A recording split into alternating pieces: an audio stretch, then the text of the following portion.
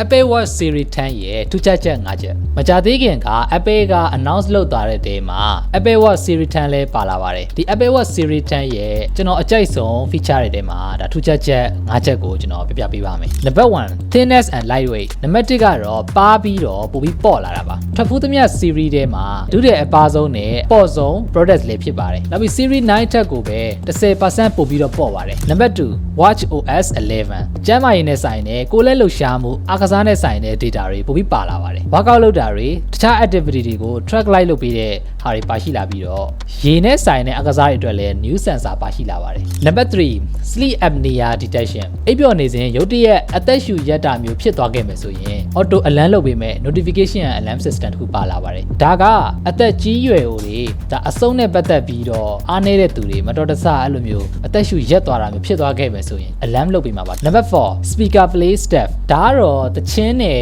ဖုန်းခေါ်ဆိုမှုတွေအကုန်လုံးကို speaker ကနေဖွင့်လို့ရမယ့် function ပါဆိုတော့ Apple Watch ကနေပြီးတော့ music တွေကို speaker ကနေဖွင့်လို့ရပြီပေါ့နော်ပြီးရင်ဖုန်းခေါ်တာတွေအကုန်လုံးလည်း speaker ဖွင့်ပြီးတော့ပြောလို့ရပါပြီ Number 5 fast charging ဒါကတော့ travel သမျှ series ထဲမှာဒါအမြန်ဆုံးအားသွင်းစနစ်ပါတယ်လို့ပြောရပါမယ် battery 80% ကိုမိနစ်30အတွင်းနဲ့သွင်းနိုင်ပါတယ်ဆိုတော့ဒါတွေကကျွန်တော် Apple Watch Series 10ထဲမှာထူးခြားချက်5ချက်ကိုကျွန်တော်ရွေးပြီးပြောခဲ့တာပါဒါကြောင့်ဒီထူးခြားချက်တွေအကြောင်းပဲuser တွေအနေနဲ့အကြိုက်ဖြစ်လာအောင်မယ်လို့ထင်ပါတယ်နောက်တဲ့ဗီဒီယိုမှာပြန်တွေ့ပါမယ်